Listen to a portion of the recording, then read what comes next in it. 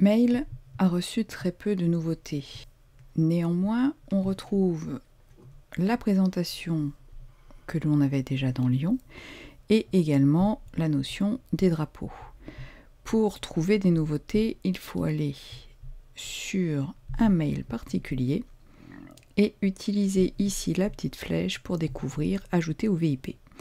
Les VIP sont des Very Important Person, c'est-à-dire les personnes très importantes, et lorsque vous attribuez ceci à un expéditeur particulier, vous avez une nouvelle rubrique qui apparaît dans la barre latérale. Cette rubrique va vous permettre de lister des expéditeurs particuliers dont vous ne voulez absolument pas rater les emails, et cela vous permet également d'être en fait un dossier intelligent puisque tout élément, tout mail qui aurait été envoyé par cette personne va se retrouver listé ici dans la liste des VIP. Ceci a un deuxième avantage qui permet, lorsque l'on va directement dans les préférences de mail, de choisir, comme nous l'avons vu, de modifier les notifications, par exemple uniquement pour les messages des personnes notées comme importantes. Dès lors, même si j'ai plein d'emails qui arrivent, seuls les expéditeurs signalés comme VIP feront l'objet d'une notification.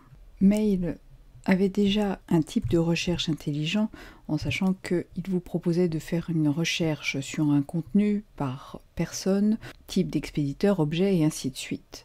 Mais néanmoins, désormais, vous allez pouvoir chercher au sein directement d'un email. Si j'appuie sur commande F, je fais apparaître ici une cartouche de recherche.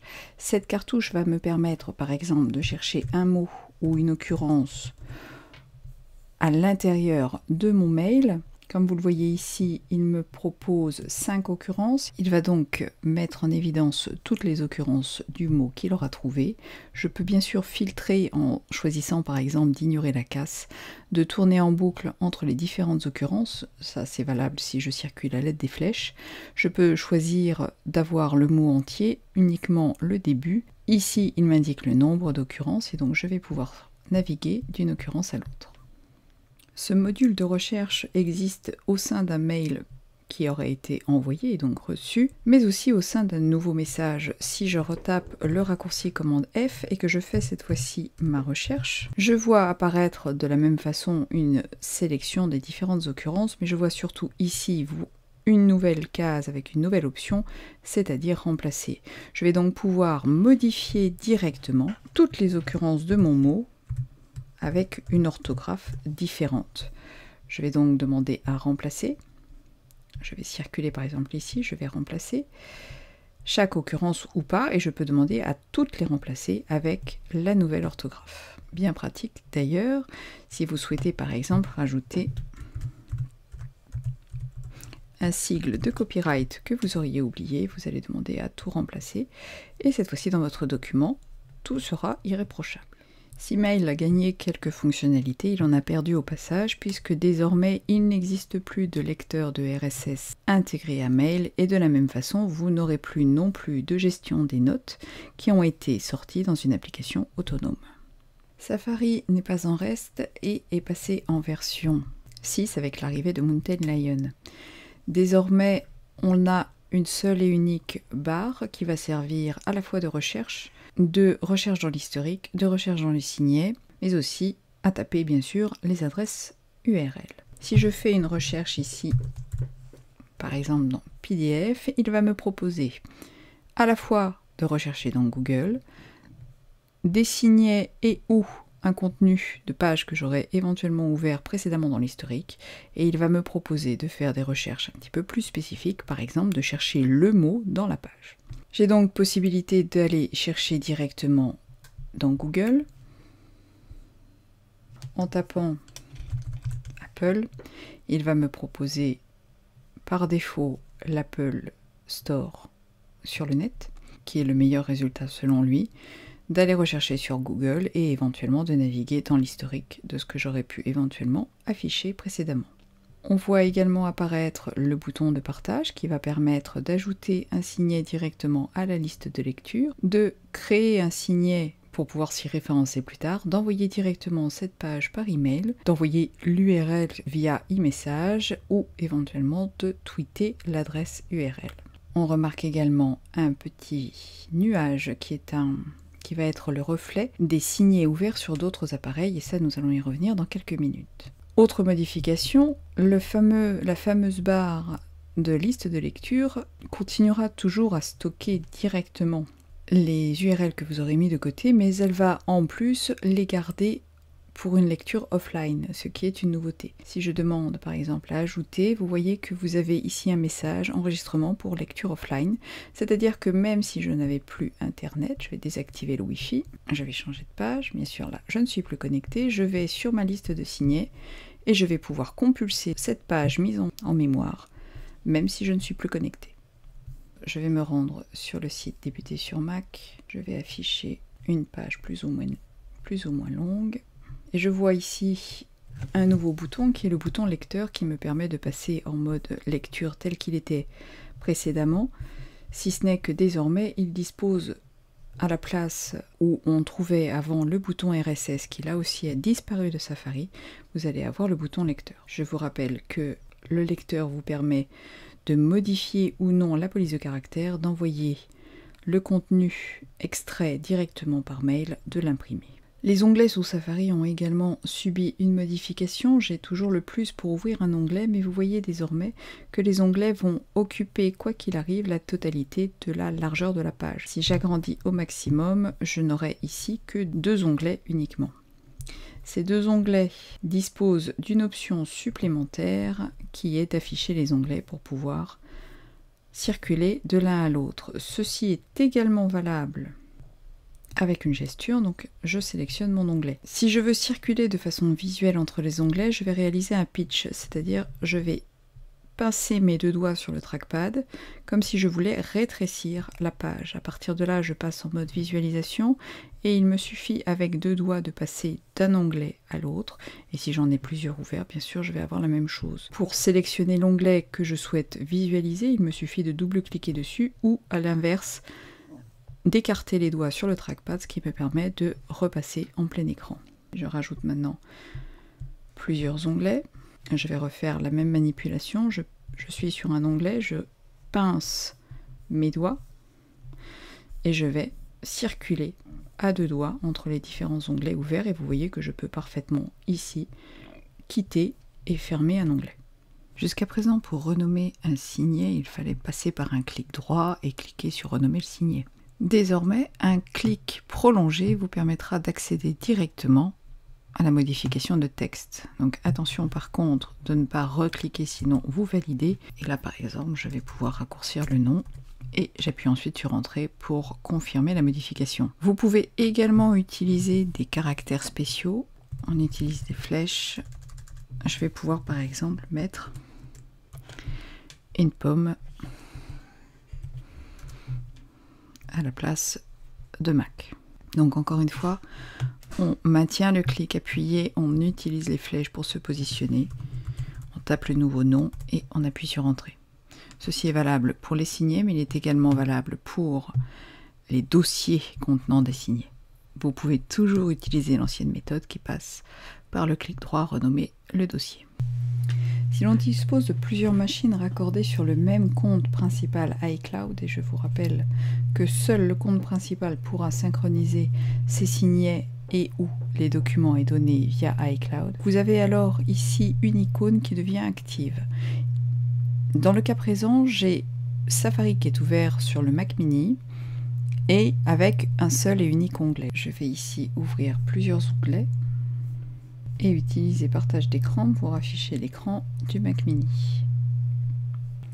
Donc ici j'ai Safari d'ouvert, et si je clique sur le petit nuage, il va bien refléter les 3 signets que j'ai ouverts ici. Si à l'inverse, j'ai donc un nouveau signet sur la machine distante, par exemple on va mettre un site d'achat en ligne,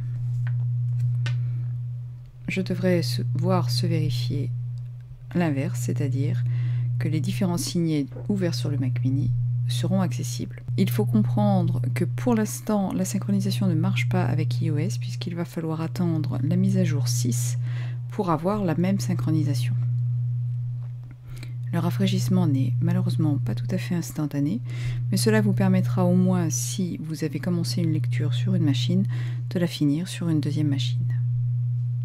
Voilà la troisième page, troisième onglet qui s'est mis à jour. Pour voir quelques autres nouveautés, il faut encore une fois se rendre dans les préférences de Safari. Vous remarquez ici une zone mot de passe qui vous permettra de gérer les mots de passe que vous aurez autorisé Safari à mémoriser.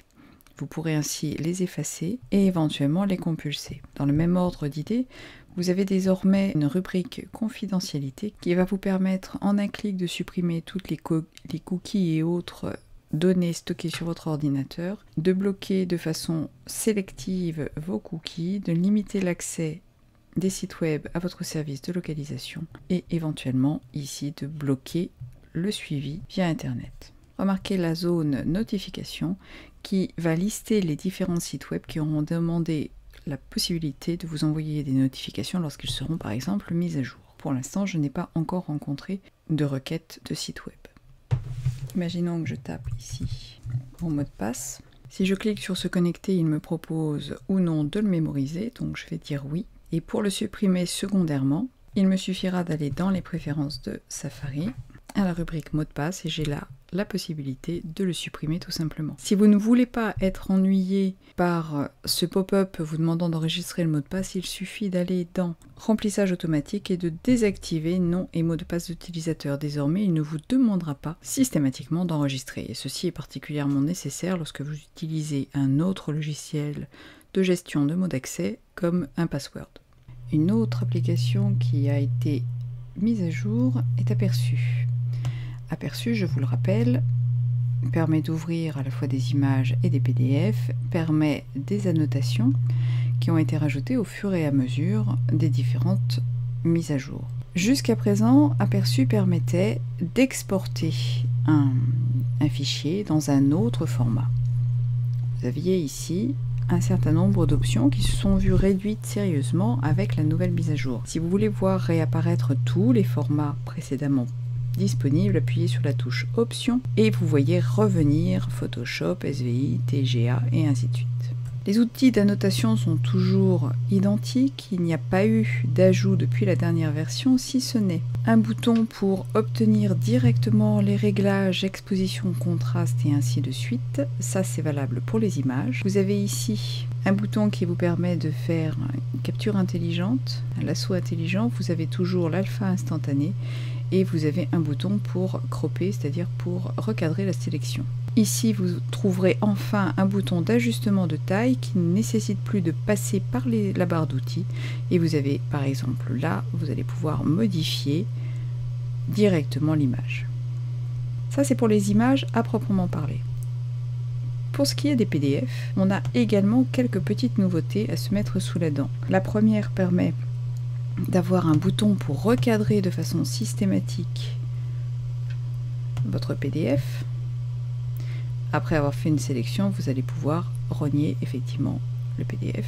Bien sûr, je peux revenir en arrière. Lorsque le PDF dispose d'un contenu sélectionnable, comme c'est le cas ici, je vais pouvoir soit utiliser le bouton d'annotation, mais je peux aussi tout simplement faire un clic droit et je vais retrouver ici les options les plus importantes, à savoir le surlignage,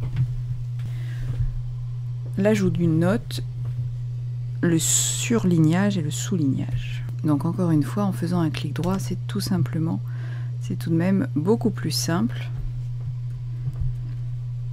de pouvoir ici avoir directement les options. N'oubliez pas qu'un clic à 3 doigts, une tape à 3 doigts vous permet directement d'ouvrir le thésaurus et désormais pour les définitions, vous aurez ici différentes options, notamment Wikipédia. Si Aperçu intègre bien sûr iCloud, il intègre également les options de partage qui ne seront pas oubliées. Et enfin, la dernière nouveauté, certainement la plus importante, est le support des formulaires. C'est pour ça que j'ai utilisé ce PDF. Il s'agit d'un formulaire interactif et je vais pouvoir désormais cocher, décocher ou remplir les cases si votre PDF a été par exemple créé sous un logiciel de type Acrobat, vous allez ici avoir la possibilité de le remplir et de le sauvegarder comme tel. Le design global des notes a également eu sa petite rénovation. Donc ici, vous remarquerez le changement de la police par défaut de la note ainsi que son look qui est différent. On peut d'un clic droit modifier la note ou supprimer directement la notation.